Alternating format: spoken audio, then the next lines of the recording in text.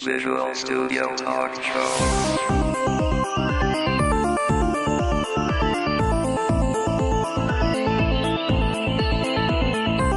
Visual Studio Talk Show est une présentation du groupe d'usagers Visual Studio de Montréal et de .NET Expertise.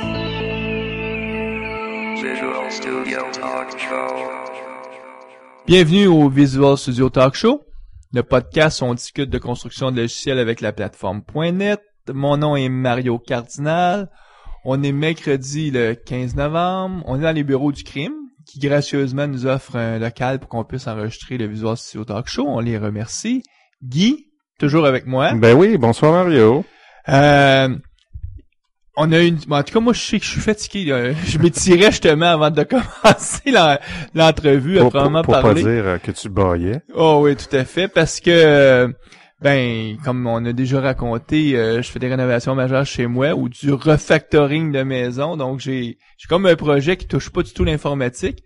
Puis, on a une connaissance commune, puis que peut-être beaucoup de nos auditeurs connaissent, puis qui a été un de nos invités, Dominique Sévigny. Ben oui, Dominique Sévigny qui est un nouveau papa. Ben oui, qui est un nouveau papa depuis lundi. Donc, deux petites jumelles identiques. C'est ça. Puis, Dominique devait donner un cours chez Technologia lundi et mardi.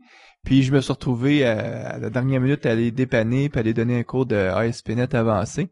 Ce que j'avais pas prévu, donc j'ai comme on fait ça, on fait tout ça à un moment donné dans notre vie, on prend les bouchées doubles. Puis aujourd'hui, je me retrouve enregistré, puis effectivement, comme je disais, je baillais, mais c'est pas grave. Notre invité qui est ici avec nous, Frédéric. Bonsoir Mario. Frédéric Simard, pour ceux qui ne le connaîtraient pas. Ça va bien? Ça va très bien. Oui, hein? Oui. T'as pas l'air fatigué comme moi? Non, j'ai dormi cette nuit, Mario. Tu devrais l'essayer. Ah, ben moi aussi, j'ai quand même dormi, là. Mais aujourd'hui, en plus, c'était une journée pédagogique pour mes enfants, donc j'étais tout à la maison et tout, donc j'avais comme... En tout cas, c'est ma vie, hein. 4 enfants, on vit avec. On va parler aujourd'hui de les patrons de présentation web, mais la formule habituelle, c'est, avant de parler du sujet lui-même, c'est de présenter la biographie de notre invité. Donc, aujourd'hui, tu travailles chez Cossette. C'est exact. Cossette Communication. C'est une entreprise en marketing qui sont assez connues. Entre autres, si ça vous dit quelque chose, les fameux castors de Bell, c'est nous autres. Mais là, toi, t'es pas spécifiquement sur ce type de projet-là. Non, pas du tout. Moi, je travaille pour une des divisions de Cossette. Puis, je travaille pour des clients comme Hydro-Québec. On a des mandats qui dessert ce client-là en particulier, puis on passe beaucoup de temps à développer des applications pour leurs besoins, eux autres. Puis des applications, j'imagine, plus web que Windows Form? En fait, c'est les deux. Depuis que j'ai commencé à travailler pour Cossette, j'ai eu un projet qui était en web. Ça, c'était notre premier projet. Puis là, on est en train de refaire le même projet, mais on leur offre la fonctionnalité en Windows. OK. Avant, ça fait quoi? Un peu plus, presque un an ou plus qu'un an que t'es chez Cossette maintenant? Non, ça fait à peu près la moitié d'un an que je suis là. Donc, avant ça, je sais que ça fait quoi, 5-6 ans que t'as fini le cégep? C'est à peu près ça. Avant, j'ai passé 1 an et demi à l'école de technologie supérieure. Comme employé, là? Comme employé. C'est un heureux addon parce que j'étais étudiant à l'ETS à l'époque, puis j'ai eu la chance de trouver un emploi au sein de l'équipe de l'administration de l'ETS où j'ai eu des très belles expériences. J'ai eu la chance de travailler sur plusieurs projets très intéressants là-bas, plusieurs qui impliquaient de l'architecture. Mm-hmm. Puis avant ça, j'étais au service de l'Association de la construction du Québec. Puis ce qui est intéressant pour nos auditeurs, t'es l'exemple que pas besoin forcément d'avoir un bac, une maîtrise, un doctorat pour se retrouver à faire de l'architecture. Tu as une formation avec un DEC à l'origine. Tu as fait quand même aussi une mineure à l'ETS en informatique. C'est exact. Puis aujourd'hui, dans ton travail, ce que tu fais principalement, c'est de l'architecture. C'est sûr que je suis programmeur analyste. Fait que j'ai pas de titre officiel en tant qu'architecte. Surtout qu'au sein de l'équipe où je travaille en ce moment, on a un architecte logiciel. Mais l'architecte logiciel couvrira pas toutes les décisions en architecture qu'il y a à couvrir parce que le programmeur comme tel a toujours certaines décisions qui vont relever spécifiquement d'architecture logicielle. Puis c'est important quand même d'avoir une bonne notion parce que, comme on le sait tous, l'architecture, c'est un des facteurs qui peut affecter la performance de notre application de façon la plus critique. Nous, notre but, c'est vraiment de discuter des patrons de présentation web. On fait la pause, on en discute avec toi en profondeur. Assistez aux rencontres bimensuelles du groupe d'usagers Visual Studio de Montréal afin de parfaire vos connaissances des technologies.net et aussi afin de faire du réseautage. Pour l'agenda des rencontres, veuillez consulter le www.guvsm.net. .NET Expertise est un réseau de consultants indépendants et experts dans les technologies .NET de Microsoft. N'hésitez pas à contacter un de nos consultants experts en visitant le www.net-expertise.com. Retrouvez les liens exacts sur le site de visualstudiotalkshow.com. On va parler des patrons de présentation web. Si on parle de ce sujet-là, c'est qu'il y a probablement une problématique. Tu la décrirais comment? Comment tu décrirais le problème qu'on cherche à résoudre? Ben, au point de vue web, il y a 3 types d'applications. Il y a 3 types de pages web. La première, c'est la page informationnelle, fait qu'on parle d'un site de nouvelles. La deuxième, c'est un site de présentation, comme par exemple le site d'un groupe rock ou un site de promotion pour un film. Puis la troisième type de site, c'est le site web transactionnel, c'est-à-dire c'est le site qui nous intéresse. C'est un site où on va pouvoir transférer des données. Donc, on interagit avec l'usager, il va nous donner de l'information, on va y fournir de l'information, puis ça va communiquer avec un serveur, on va travailler sur nos informations par après. OK, donc l'information, elle n'est pas juste visualisée, mais elle est éditée par les utilisateurs, puis à quelque part, souvent, il y a une base de données en arrière qui sert à persister l'information. C'est exact. Puis il y a de la logique en arrière de tout ça. Là. Il n'y a pas juste un accès à une base de données, puis on va chercher l'information, puis on l'affiche. Là. C'est ça, il y a des règles d'affaires qu'on doit respecter dépendamment de nos besoins. Puis souvent, même, l'application interagit avec d'autres partenaires, que ce soit par exemple pour les traitements de cartes de crédit, des choses comme ça. Donc, essentiellement, une application qui est plus complexe que juste présenter des pages web. Fait que là, Mario, tu parlais de problématiques. Je me souviens à l'époque, dans le bon vieux ASP classique, où on avait du VBScript et du HTML tout imbriqué, là, à un moment donné, tu voyais des pages là où en fait, tout le code de la logique, la présentation, tout ça était entremêlé finalement dans la même page. Puis on avait des problèmes de maintenance. C'était difficile. C'est du code qui était difficile à maintenir.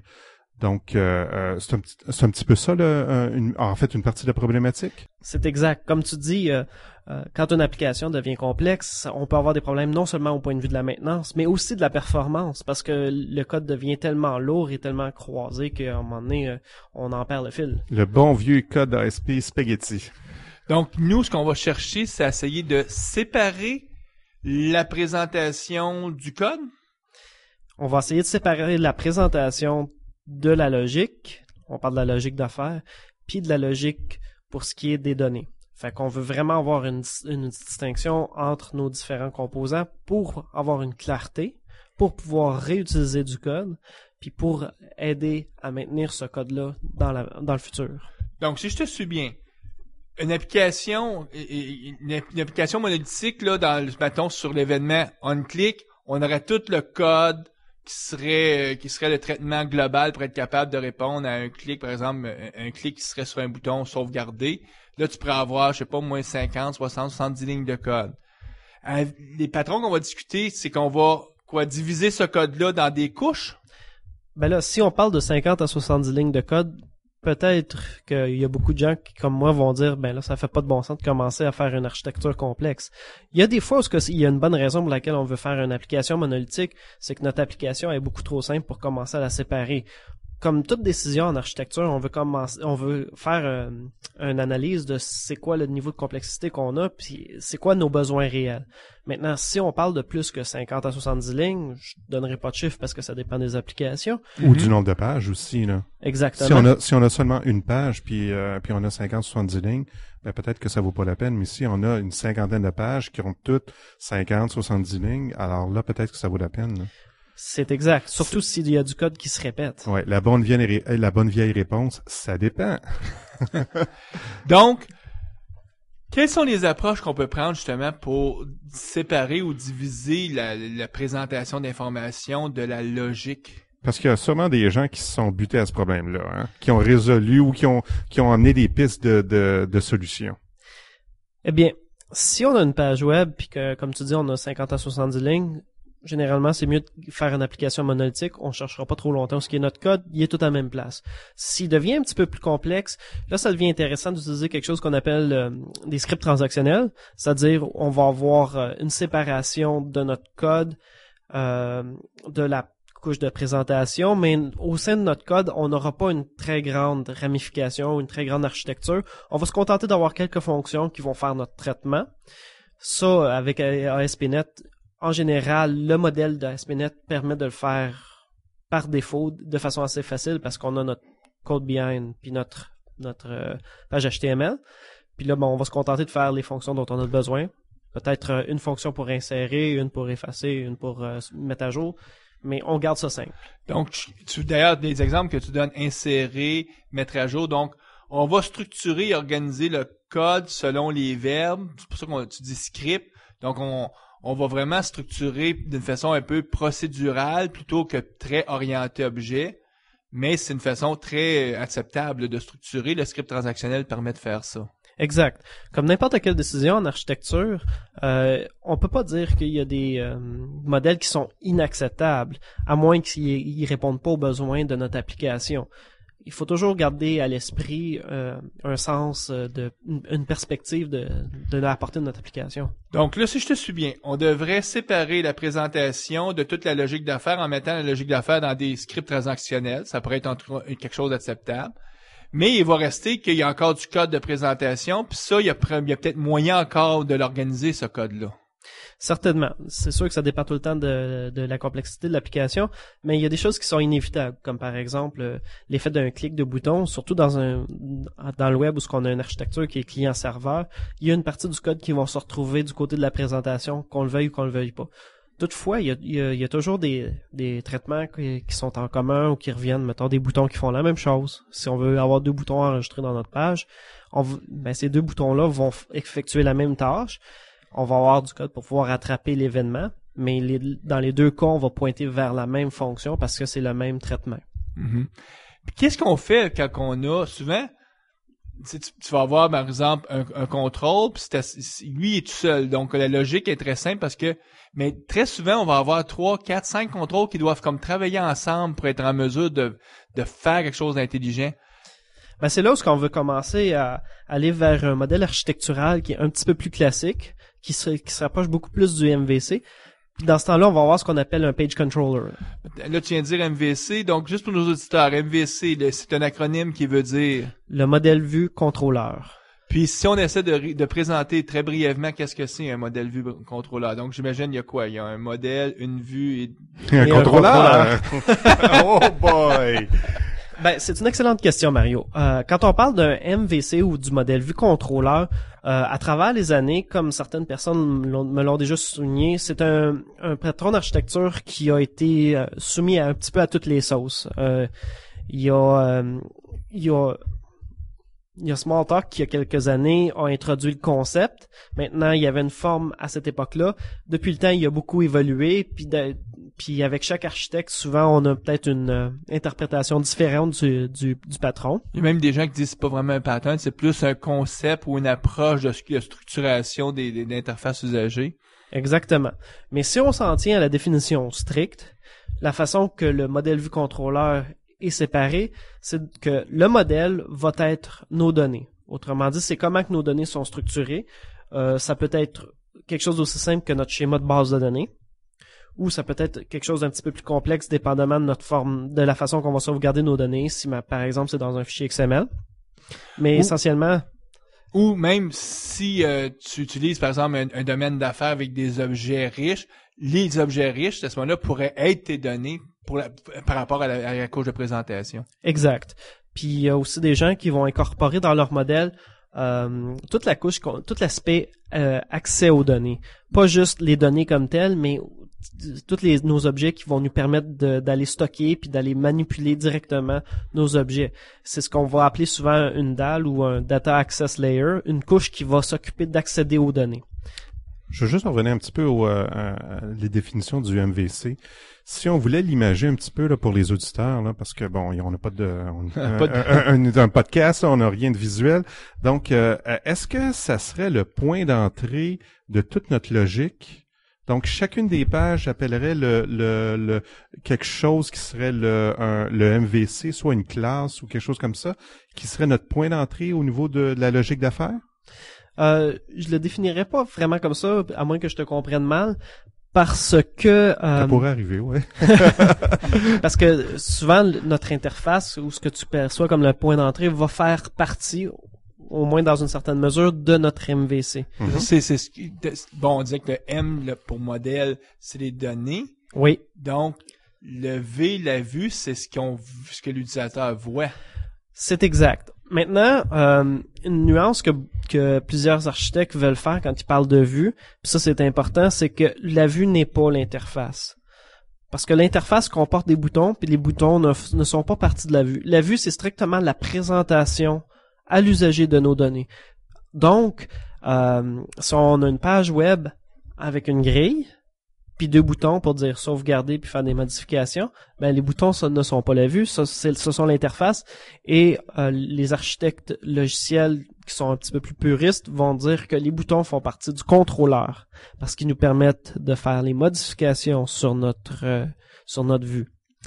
Donc, si je te suis bien, ce que tu es en train d'expliquer, c'est que il y a toute une logique pour s'occuper de gérer l'interface usager, et cette logique-là, on va l'encapsuler dans un contrôleur.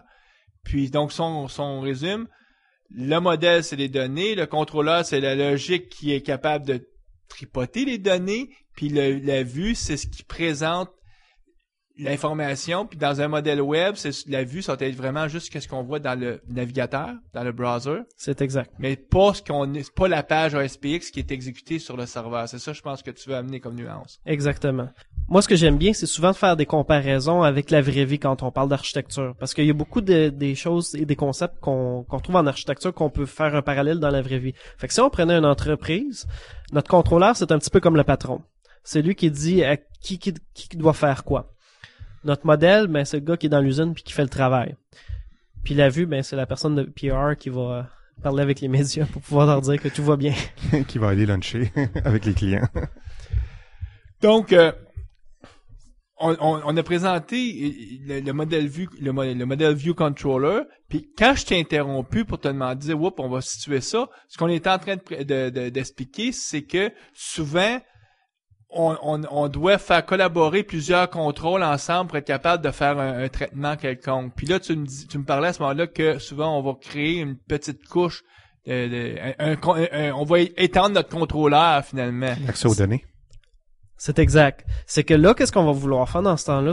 On va vouloir créer un contrôleur spécialisé. Autrement dit, comme un deuxième contrôleur spécifiquement pour nos besoins dans ce cas-là, parce que si on fait une séparation, on va vouloir voir, on a toujours notre modèle qui sont nos données. On a un contrôleur qui, lui, va déterminer comment que les règles d'affaires sont appliquées, puis à qui on va faire appel quand on va vouloir modifier ces données-là. Mais là, on va avoir un contrôleur, on va créer un deuxième contrôleur qui, lui, est spécifique. Parce que dans le fond, le job d'un contrôleur, c'est de coordonner tous les différents aspects du traitement qui est fait dans notre application. Donc, on va vouloir créer un contrôleur qui coordonne les différentes interactions de notre interface. Fait qu'on va créer ce qu'on peut appeler finalement un contrôleur d'interface, puis qui va être spécifique à notre application. La beauté de ça, c'est que si on change notre plateforme, maintenant on parle du web quand on parle d'un contrôleur d'interface. Notre contrôleur d'interface, lui, va s'arranger pour que les différentes parties de notre application web interagissent ensemble. Vous avez sûrement déjà vu ça si vous avez fait une page web qui a différents user control, par exemple. Quand il s'agit de vraiment s'arranger pour que tout le monde travaille ensemble, ça peut devenir très complexe. Ou si, par exemple, vous avez une interface puis que vous avez une barre de boutons puis une barre de menu traditionnelle, souvent ce qu'on retrouve dans notre barre de menu puis ce qu'on retrouve dans notre barre de boutons, ça va être des choses qui se recoupent. Mais on veut que ces gens-là fassent appel à la même fonction. Donc, on va avoir un contrôleur d'interface spécifique pour cet environnement-là. Puis notre contrôleur d'interface va interagir avec notre contrôleur de logique d'affaires, qui lui va s'occuper vraiment de nos règles d'affaires.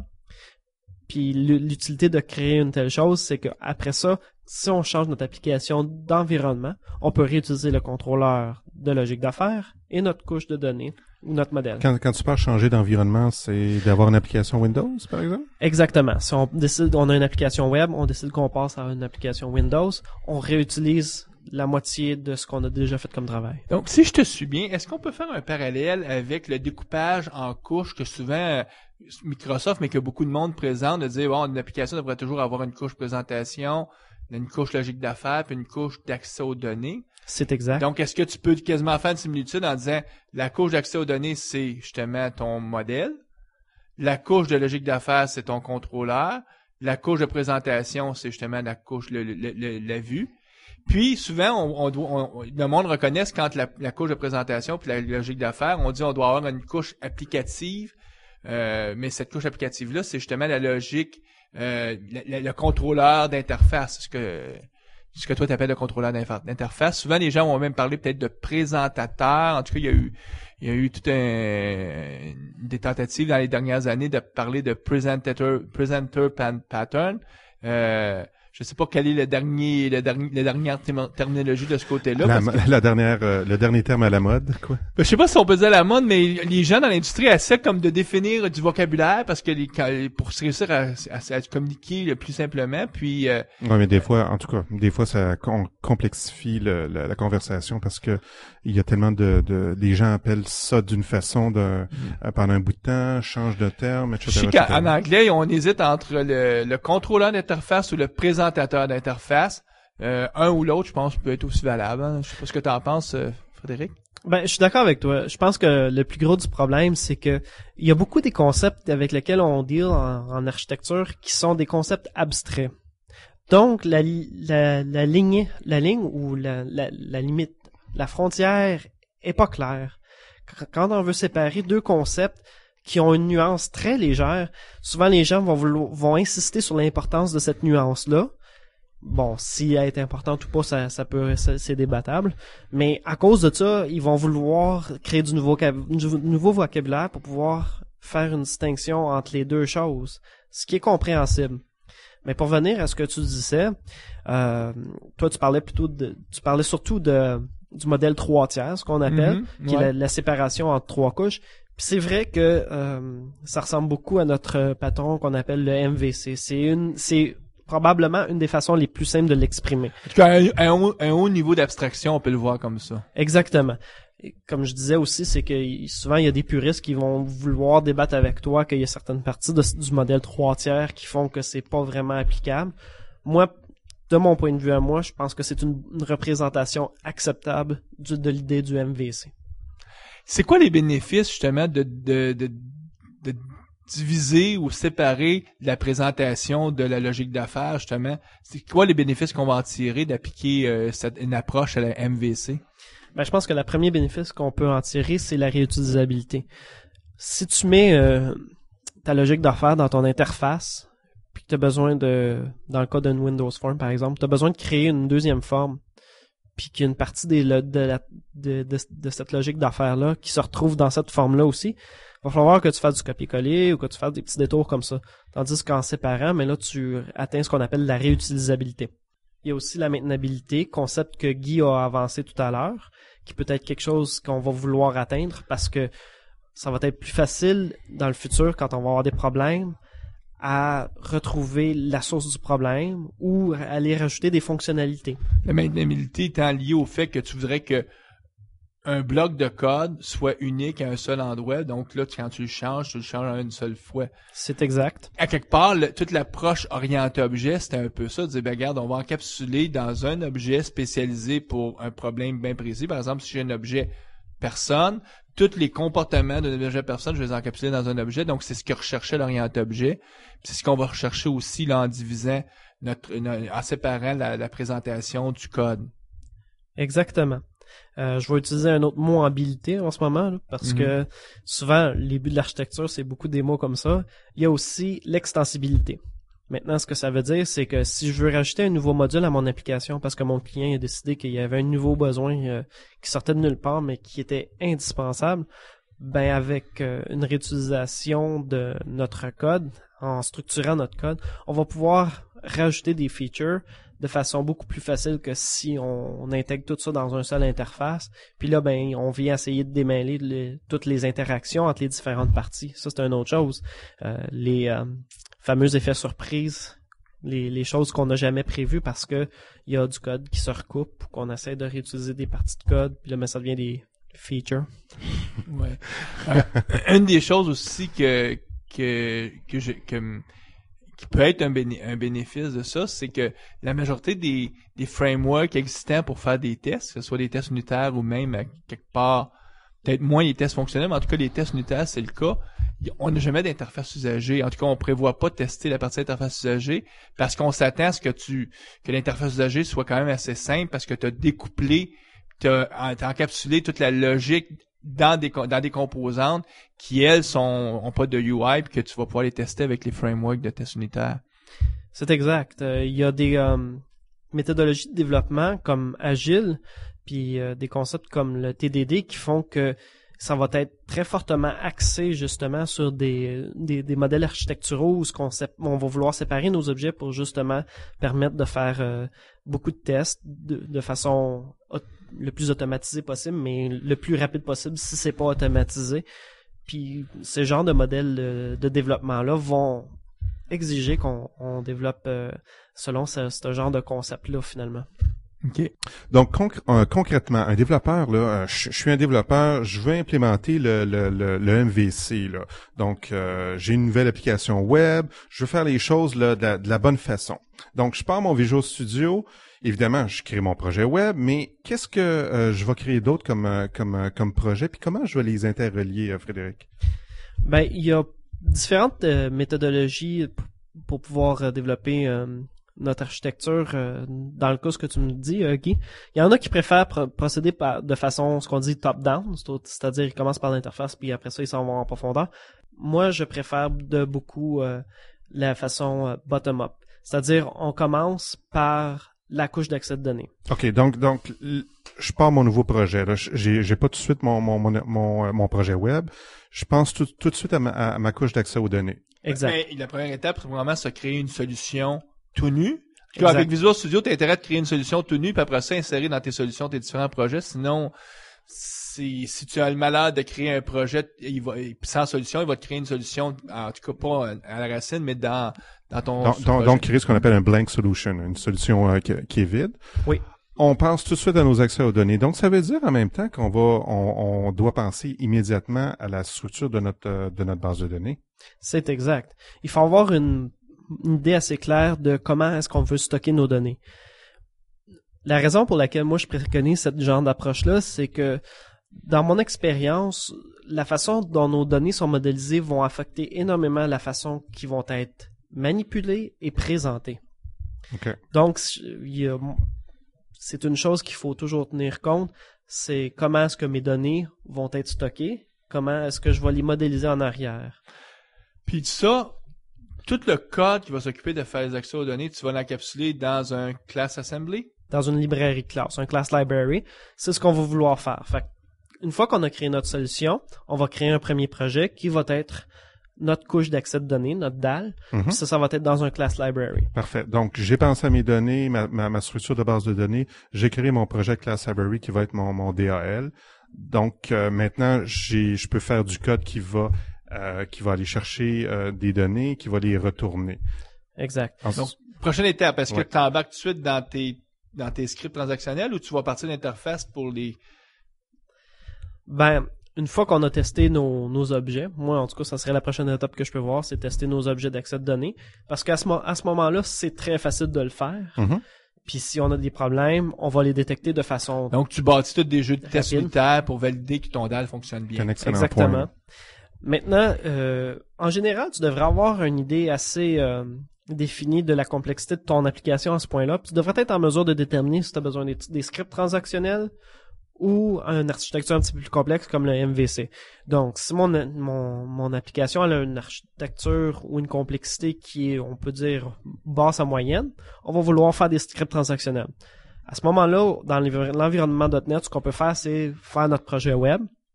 Puis on va mettre la plupart de nos scripts transactionnels dans le code behind de notre page web. Fait que ça serait la prochaine étape. Maintenant, de mon point de vue, si on veut faire un MVC, la prochaine étape, ça va être de faire un autre class library qui, elle, va être notre contrôleur. OK. Fait que là, on est passé à la deuxième couche. Donc, là, on est monter dans d'un Visual étage. Studio. On a déjà notre projet Class Library d'accès aux données. On rajoute un deuxième projet de type Class Library qui, celui-là, va être notre MVC. Exactement. Mais Notre contrôleur. on aurait pu aussi décider que tous les scripts transactionnels désencapsulés dans une DLL aussi. Exact. On n'était pas forcément obligé de les mettre dans la couche de présentation. Oui. Si la complexité c'est pas très grande, je suis d'accord avec toi, ça vaut pas la peine de se casser la tête, mais on peut littéralement soit le mettre dans un autre projet, donc le séparer. Mais quand on a un contrôleur, on le sépare, on le met dans une autre DLL. Donc on crée une autre classe assembly. Exactement. Moi, j'aime avoir une bonne séparation de notre structure. Mhm. Ça rend les choses plus claires. Ça nous permet de tester aussi. Une fois qu'on a fini notre deuxième couche, on peut encore là faire une série de tests pour s'assurer que cette couche-là est adéquate puis qu'elle fonctionne bien. Puis là, ben, une fois qu'on est terminé, on va vouloir créer notre interface, donc notre projet web. Mais là, moi j'ai une question. Comment tu décides ce que tu dois créer au niveau du contrôleur? Faut probablement que tu partes des besoins de l'interface. Exactement. C'est une très bonne question. Il y en a, puis je suis sûr qu'il y a plusieurs auditeurs qui ont soulevé ce point-là. C'est qu'on peut dire, au moment où je crée mon contrôleur, comme j'ai pas encore mon interface, j'ai pas encore une idée de ce que je vais avoir comme besoin au niveau de mon interface. C'est vrai et c'est pas vrai. En général, on a une très bonne idée du genre de besoin qu'on va avoir. Il faut s'attendre aussi à ce qu'on ait des modifications à faire une fois qu'on crée notre projet web. On s'entend, avant même d'avoir fait la couche d'accès aux données, il y a une pré-étape à ça, c'est de comprendre les besoins, d'identifier les exigences, clarifier tous les points nébuleux, en tout cas pour être sûr qu'on comprend qu'est-ce qu'on doit livrer là, comme besoin ou comme fonctionnalité. C'est exact. Puis c'est pour ça qu'il y a beaucoup de gens qu'eux autres, la première étape, avant même de faire notre couche d'accès de données, ils vont vouloir faire un mock-up ou un prototype pour avoir une idée de ce que le client va vouloir comme interface, qu'est-ce qu'il va vouloir comme apparence, mais aussi pour pouvoir former dans notre tête réellement qu'est-ce qu'on veut avoir comme application finale, puis se faire une bonne idée de ça va être quoi nos use cases, nos cas d'utilisation. Donc, on a déjà une bonne idée de l'interface usagée. C'est juste que quand on commence le développement, mais on commence pas par cette partie-là. On va commencer plutôt vers les couches qui vont contenir du code pour accéder aux données, pour contenir la logique. Exact. Donc, tu nous as expliqué que quand tu bâtis ton contrôleur, tu pars des exigences, donc des besoins, puis à la fin, là, la dernière étape, là, tu vas faire ton site web. Donc là, c'est plus un class assembly, c'est vraiment un website que tu bâtis. Ça, c'est ta couche présentation. C'est exact. À ce moment-là, on va vraiment vouloir aller en détail sur qu'est-ce qu'on va avoir besoin pour pouvoir développer notre application. On va implémenter les différentes fonctionnalités de celle-ci. On va avoir une liste de cas d'utilisation qu'on va vouloir remplir. On va développer toutes les choses qui sont spécifiques à notre interface parce que ça prend un certain montant de travail pour pouvoir développer l'interface.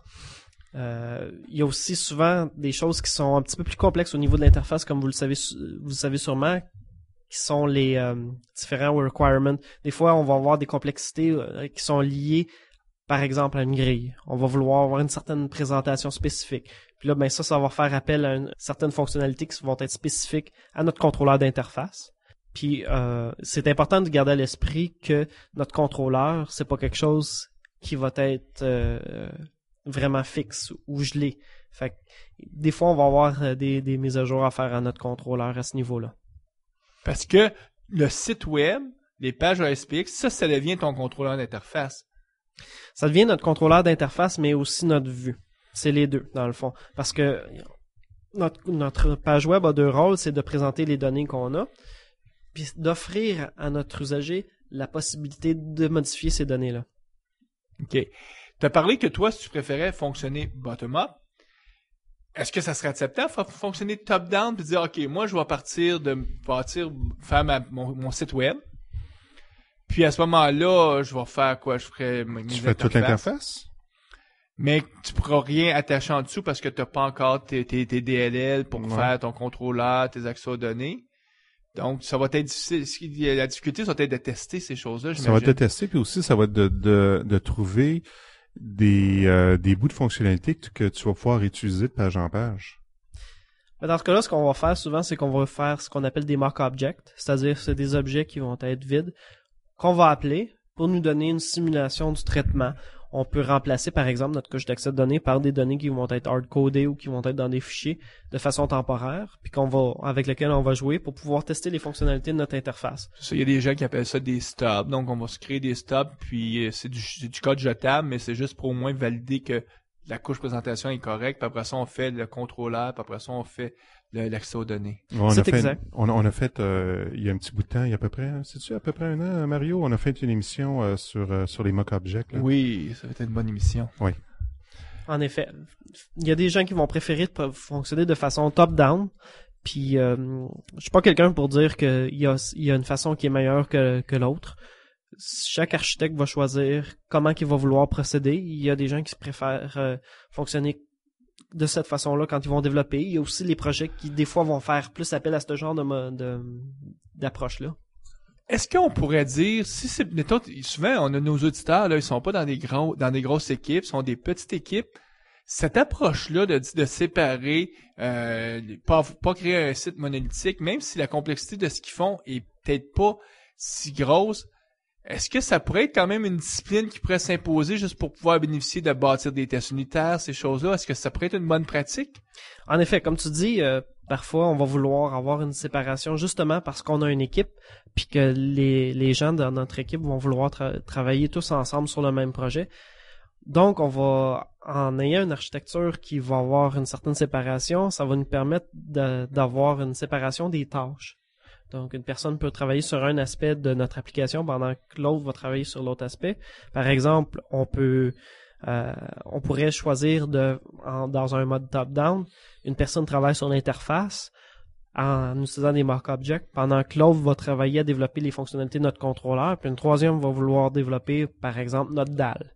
Puis à la fin, on va tout unifier ça via des tests d'intégration. OK. Mais chaque composante serait testée en autonome avec des tests unitaires dans un premier temps. Exactement. Puis pour ce qui est des parties de notre application qui sont plus de haut niveau, c'est-à-dire l'interface, ben là, on va avoir plus tendance à utiliser des mock-objects. C'est plus facile aussi de fonctionner comme ça parce que comme il y a quelqu'un qui travaille déjà sur notre contrôleur, on a une très bonne idée de ce que les objets de notre contrôleur vont offrir comme fonctionnalité. Dans ce temps-là, c'est plus facile de créer notre mock-object puis d'avoir une idée de c'est quoi un résultat acceptable. Quand on a des équipes comme ça, est-ce que ça pourrait être une bonne pratique de définir le contrat que, par exemple, le contrôleur va offrir à la couche présentation avec une interface, une classe interface pour vraiment être sûr que les deux parties, parce que si tu as des équipes différentes, qu'il n'y a pas de mésentente possible, l'interface devenant le contrat qui stipule comment les deux couches vont se parler? C'est vrai. C'est aussi l'avantage qu'il y a de travailler comme ça. Maintenant, la seule chose que j'apporterai à ça, c'est que pour être sûr que ça fonctionne, ça nous prend quelqu'un qui a une vision assez globale du projet, pour être sûr que toutes les parties s'intègrent. Parce que dans ce genre d'architecture-là, tu peux pas avoir chacun notre vision pour on tire toute notre couverte de notre bord. Fait que ça te prend un architecte logiciel qui va être vraiment sur le dessus de notre projet, qui va avoir une vision de tout ce que le projet implique. Une des problématiques, c'est d'essayer de définir cette interface-là tout de suite au départ. Je vois ça difficilement possible. Hein? Ouais, c'est très difficile dans le sens où faut avoir vraiment toutes les fonctionnalités en tête, puis il faut que cette personne-là en ait pas oublié une, parce que dès qu'on rajoute quelque chose, ben là on brise l'interface puis on la modifie. Là. Donc c'est. Mais on n'est peut-être pas obligé de faire une grosse interface. On peut faire des petites interfaces pour par scénario d'utilisation. Exact. Peut-être que là, en divisant pour régner, c'est-à-dire en faisant des choses plus simples. Parce qu'un des avantages de l'interface, c'est que, en tout cas avec certains outils, où est-ce qu'on peut faire des mock-objets beaucoup plus facilement. Donc l'équipe, par exemple, qui travaillerait sur la couche présentation, a peut-être même pas besoin de parler avec le vrai contrôleur. elle va juste se créer un stub ou en tout cas un mock-objet qui donne le même contrat que les contrôleurs. En réalité, on parle de plusieurs contrôleurs parce que chaque petite interface serait spécialisée, mais ça pourrait en tout cas être une approche intéressante. En effet. Puis ce que tu me dis, ça me fait penser, il y a certaines méthodologies qui vont naturellement rendre ce genre d'approche-là beaucoup plus facile. Je pense entre autres à la méthodologie agile ou XP, où ce qu'on fonctionne vraiment avec des cas d'utilisation, des user stories. Puis basé sur chacun de nos cas d'utilisation, on va faire une fonctionnalité. Donc, en utilisant ce genre d'approche-là, ça va vraiment faciliter l'intégration de ce que tu nous suggères, Mario. Mais moi, j'ai une question pour vous autres. J'utilise, moi, une approche très, par petits pas, méthodique comme ça, avec, chaque scénario.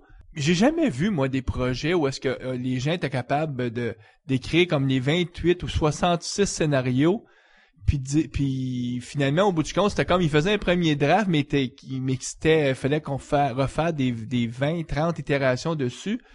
Donc, au bout du compte, c'est pas, je suis pas sûr que c'est pas la seule, la réalité n'étant pas que finalement, on y va toujours scénario par scénario, là, on les clarifie comme faut, même si on en a écrit 65 dans un gros document d'exigence initiale. Ouais, mais là, on rentre dans le débat du waterfall puis de l'agile, là. Tout à fait, hein? Ça, on pourrait en faire plusieurs émissions là-dessus, là. On tombe dans des modèles de développement plus comme RUP, puis que beaucoup de gens, dont Scott Bellware, ont clamé haut et fort que ça marchait pas, ce genre de modèle-là.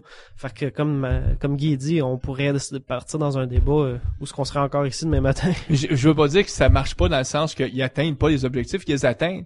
Mais ultimement, quand tu regardes de façon très pointue, à la fin, ça ressemble beaucoup à une approche. En tout cas, toutes les revisions font en sorte que ça ressemble beaucoup à travailler avec une approche agile, en tout cas pour la finalisation. Je te dirais beaucoup aussi au niveau du web parce que t'as beaucoup de clients dans le web. En fait, quand je parle de clients, là, c'est les gens qui vont financer les projets, là, qui vont demander les projets.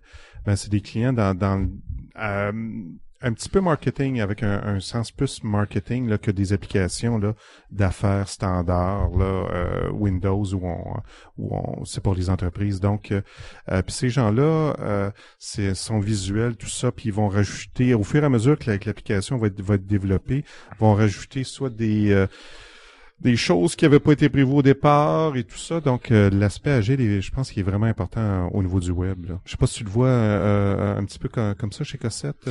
Oui, on fonctionne beaucoup comme ça. Je pense que dans n'importe quel projet, ce qu'on peut dire, c'est peu importe l'architecture que tu vas adopter ou la méthodologie que tu vas prendre, une chose qui est inévitable, c'est les itérations.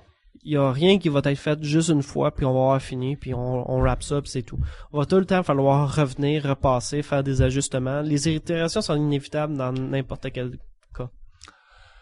Moi, j'aimerais juste revenir. On dit qu'on va créer des DLL pour la partie contrôleur, des DLL pour l'accès aux données. Est-ce que ça serait opportun aussi d'utiliser les espaces de nom pour clarifier dans chacune des classes, pour clarifier à quelle couche appartiennent les classes? Totalement. D'ailleurs, c'est comme ça que nous autres, on fonctionne chez Cossette. On utilise des namespaces. Puis pour une très bonne raison, c'est qu'en ayant des namespaces, ça nous donne une clarification et du rôle de notre librairie.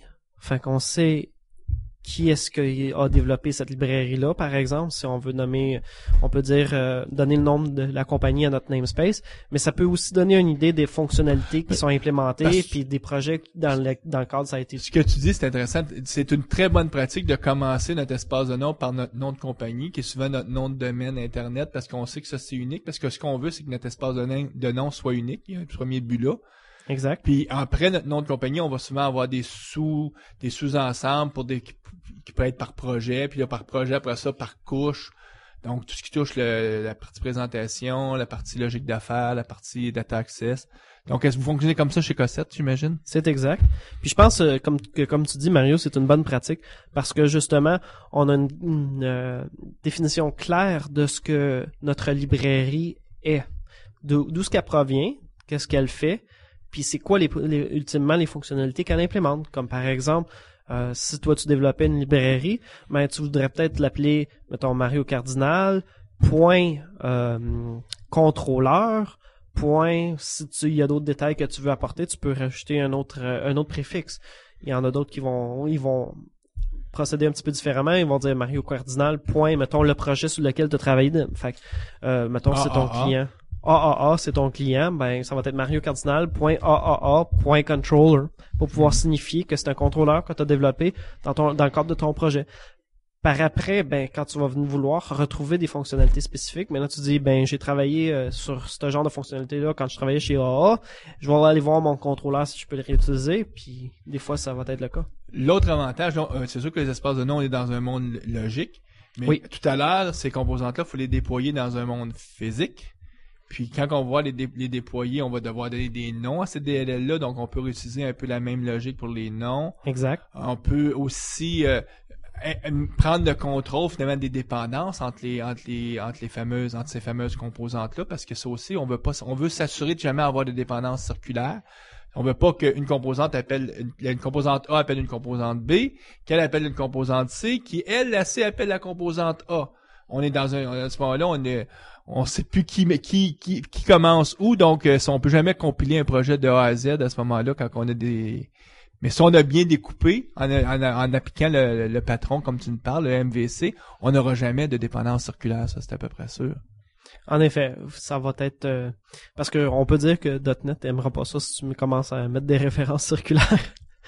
Ben, il y a une façon ça qui s'en plaigne pas, c'est si tu n'as pas intégré sur un poste de travail pour les builds, puis que chaque développeur construit localement, ben dans la mesure où un développeur a déjà la composante C puis qui compile, peut-être que personne s'en rendrait compte qu'ils ont des dépendances circulaires, mais un des bénéfices justement de décider qu'on va intégrer sur un poste, c'est de les découvrir ces dépendances-là.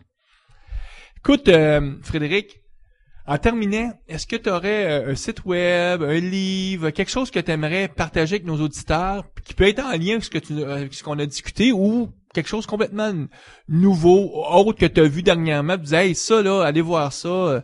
Donc, est-ce que tu as quelque chose à partager?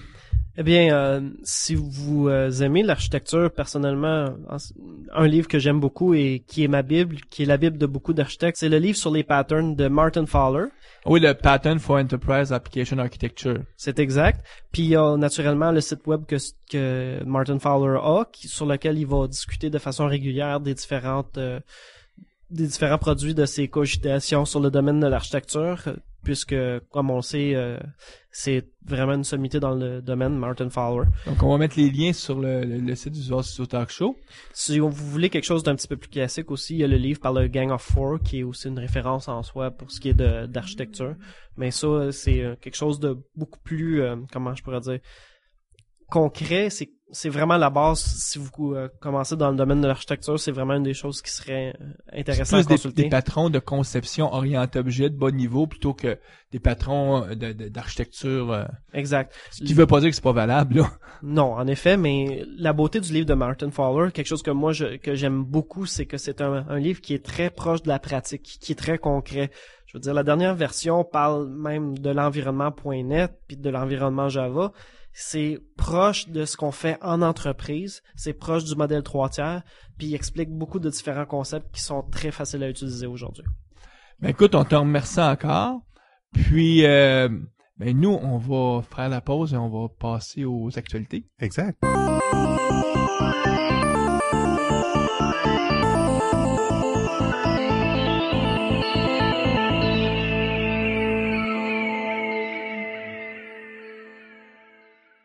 Donc, les actualités avec Guy. Ben oui, en fait, je pense qu'il y a vraiment pas grand-chose. Hein. Il y a juste des petits produits là qui ont été annoncés là, qui étaient maintenant RTM, c'est ça, comme Windows Vista. Oui, Windows Office 2007 là, quelque chose comme ça. C'est des petits logiciels qu'on n'utilise pas vraiment. Mais la bonne nouvelle, c'est qu'on va pouvoir cesser de dire ces produits-là s'en viennent parce que là, ils nous ont annoncé qu'ils sortaient.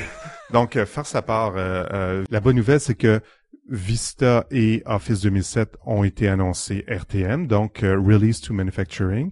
Et depuis quelques jours, Office est maintenant disponible pour les abonnés MSDN pour download. Et Vista, lorsque vous allez écouter le podcast, là, le Vista devrait être disponible pour download. Puis nous, on rappelle à nos auditeurs qui sont au Canada, puis ceux qui sont à Montréal, que le 7 décembre prochain, c'est le lancement. Un gros lancement, une tournée pan-canadienne de Microsoft Canada. Donc, à Montréal, c'est au Palais des Congrès. L'inscription est gratuite. Il y a énormément de choses. Il y a 3 pistes en parallèle. Beaucoup de choses, pas seulement pour les développeurs, mais pour les gens d'infrastructure. Parce que, bon, évidemment, un nouveau système d'exploitation, ça veut dire déploiement, le support et tout ça. Donc, les gens d'infrastructure sont inclus aussi là dans ce lancement-là. Donc, on vous invite, c'est gratuit, inscrivez-vous. Et inscrivez-vous rapidement, pardon. Le lien est sur le site du groupe et on va mettre l'hyperlien aussi sur la page du podcast. Moi, j'ai noté cette semaine que Microsoft a une initiative pour SQL Everywhere, qui est essentiellement de permettre que SQL, ce soit pas juste un produit serveur, ce soit pas juste un produit qui peut rouler pour les sites web avec la version express, mais qu'il y ait un produit SQL pour qu'on puisse embarquer dans nos applications. Mm-hmm. Puis il y a 2-3 mois où on avait parlé justement de cette annonce-là de SQL Everywhere. Puis on pensait que ce serait ça le nom, mais là finalement le nom officiel est sorti, puis ils vont appeler ça la Compact Edition. SQL Server Compact Edition? Ouais. Peut-être parce que SQL Everywhere, ça se rapprochait pas mal de SQL Anywhere d'une autre compagnie. Ce que moi j'ai compris, c'est qu'avant il y avait un produit comme ça qui permettait d'embarquer, mais qui était ciblé pour le système d'exploitation CE, puis on l'appelait SQL CE. Puis dans le blog, la personne disait, vu que si on garde CE, on sauve beaucoup de temps juste de pas avoir renommé de beaucoup de nos librairies. Mais c'est plus CE pour système d'exploitation, là, c'est CE pour Compact Edition. Ouais, exact. Guy, le groupe utilisateur Visual Studio, qui est un de nos sponsors, donc il y a les 2 prochaines présentations la semaine prochaine, donc le lundi le 20 novembre. François Beauregard de la compagnie Pixis à Montréal, un spécialiste de tout ce qui est développement agile, à Montréal, en fait, une sommité là au niveau de tout ce qui est qui est pas juste une sommité à Montréal, mais en Amérique du Nord. Ouais, exact. Donc, on est très chanceux. François va nous parler de tests. Donc, tests fonctionnels, tests d'acceptation. Ouais, puis à un certain niveau, pas seulement là au niveau de détail, là, comment on fait un test unitaire de tout ça, là, mais vraiment là au niveau de l'architecture, c'est quoi la pensée derrière tout ça? Toute la traçabilité avec les exigences initiales, ce que le client voulait. Exactement. Puis le 4 décembre, quelqu'un qu'on connaît pas du tout, un certain monsieur Barrette qui va nous faire une présentation sur les workflows. Ouais, je me suis embarqué là-dedans. Là. Alors, je vais vous présenter Windows Workflow Foundation, qui fait partie du .NET Framework 3.0. Donc, je vais vous montrer un petit peu là, comment ça fonctionne, comment créer des workflows avec ce nouvel API là. Donc ça, c'était au début décembre, lundi 4 décembre. Ouais. Puis à la mi-décembre, la présentation, c'est Tamer Farag qui va parler de l'édition pour les DataDude, le Team System for Database Professionals. C'est ça. Tu m'enlèves les mots de la bouche. Ce qui est bien pour le nombre de fois que moi je t'ai enlevé le mot de la bouche. Donc, écoute Frédéric, on te remercie encore. Ça m'a fait plaisir d'être là. Puis, nous, on revoit nos auditeurs dans 2 semaines, donc au début décembre, où est-ce que on va avoir une émission.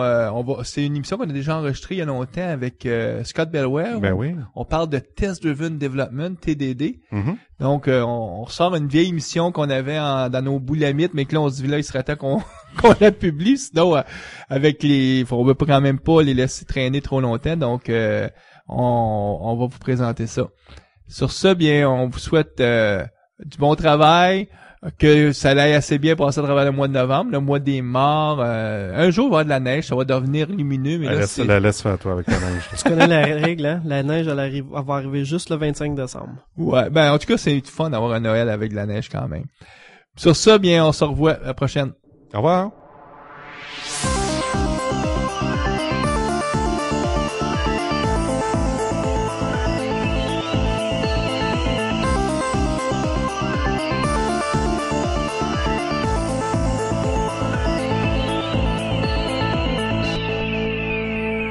Visual Studio Talk Show.